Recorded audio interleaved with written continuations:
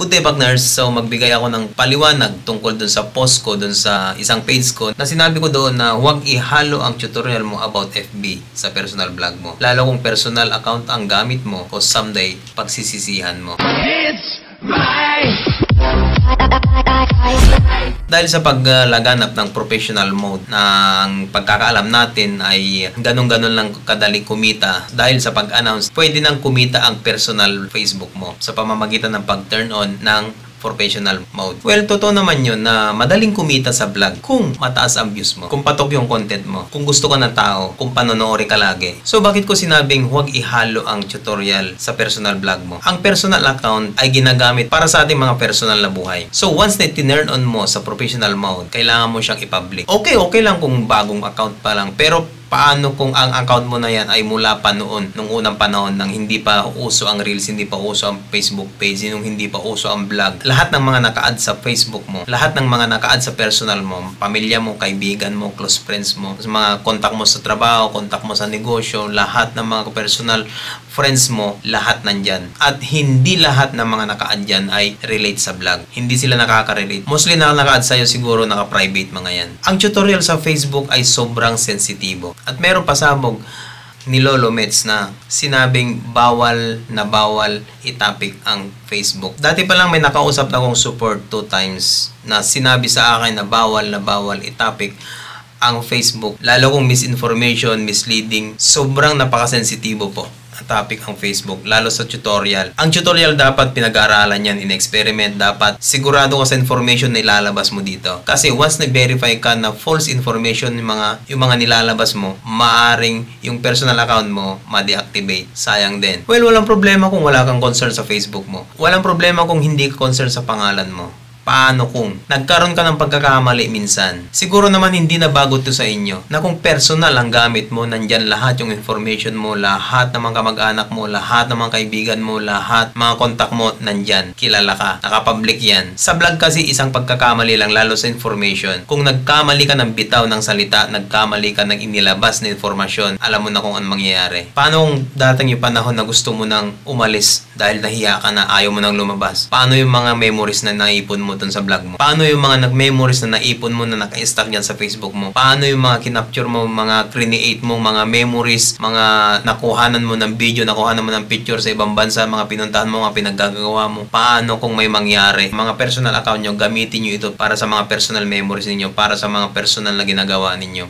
Huwag nyong ihalo ang tutorial sa Facebook sa account ninyo. Bakit? Dahil hindi natin alam kung anong mangyayari. Once kasi na nagkamali tayo ng bitaw sa ating mga tutorial, kung mali ang ating information na binibigay, pangalan natin ang nakasalalay. Sa personal blog kasi iba yung category. Sa tutorial kasi, mas sensitibo yung mga sinasabi nating mga salita. Ang dami ng censored na salita dito sa Facebook. Paano kung ma-demonetize yung monetization mo? Hindi mo matrace kung anong vlog o video ka nagkaroon ng violation. Para ma-resolve yung problema mo, kailangan mong i-delete yung mga video mo. So, willing ka bang i-delete pati yung mga memories mo? Willing ka bang i-delete yung mga personal vlog mo? Willing ka bang alisin lahat yung mga video mo na na-capture mo pa years ago? So, mas madaling ayusin ang account kung iisa yung mismo. Kung iisa yung content mo, madali mo matukoy kung ano yung violation mo. Siguro naman nakukuha yung point ko. At idagdag mo na rin na kung tutorial ang content mo, hindi mo maiwasan na kukulitin ka ng mga tao. Hindi mo maiwasan na araw-araw, oras-oras tinatanong ka. Saan sila magme-message sa'yo? Sa inbox mo. Anong ginagamit mo ngayon pang contact sa mga pamilya mo? Sa kaibigan mo, sa negosyo mo, sa mga contact mong importante, sa mga meeting mo, personal Facebook mo. So magkakahalo yung mga nagtatanong sa'yo at sa mga personal contact mo. Kung tutorial kasi ang content mo, hindi mo maiwasan niya na mayroon magtatanong sa'yo oras-oras.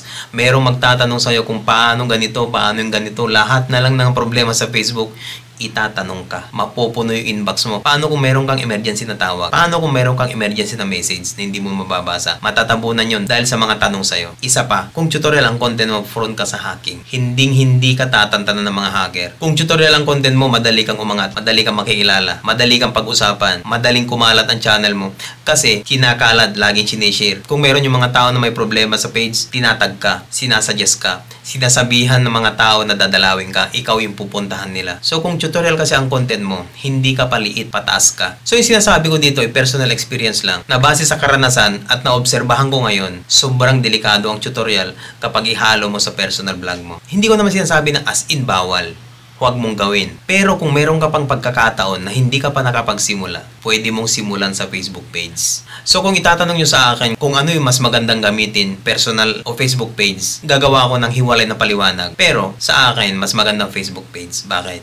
Ang Facebook page kasi maraming tao ang pwedeng mag-manage. Ang personal account, iisa lang. Ang isang pinakadelikado ngayon dito is hacking. Huwag mong sabihin na lagi kang safe. Huwag mong sabihin na ayaw mo sumikat. Huwag mong sabihin na ayaw mong lumaki. Huwag mong sabihin na dyan ka lang. Lahat ng vlogging na pumasok dito, palaki yan. Makikilala yan. Balang araw maraming makakilala sa iyo. Alam niyo naman ngayon kung gaano ka sensitibo. Konting kibot lang, violation. Konting galaw lang, violation. Restricted. Hindi ka magagalaw, hindi ka makakomment, hindi ka maka-upload. Paano kung ma-restrict yung account mo? Lahat ng mga pinaghirapan mo, back to zero. Paano kung ma-hack yung account mo? Back to zero ka. Pero kung page ang gamit mo, marami kang backup. Pwede mong lagyan ng kahit ilang admin. Kung mayroong violation ng isang admin, pwede mong tanggalin, pwede mong palitan. So gagawa ko ng hiwalay na paliwanag kung anong mas maganda, page o profile. Sagutin ko na lang, page. Once na binuksan mong professional mode mo, nakapublic ka na. Hindi ka pwedeng gumamit ng alias. Pwede naman gumamit ng alias, pero once na nagka-problema yung Facebook mo, hindi mo maayos yan. Kung hindi yung totoong pangalan mong ilagay mo, dapat ang ilagay mong pangalan mo ay yung nakalagay sa mismong government ID mo. Sana makatulong.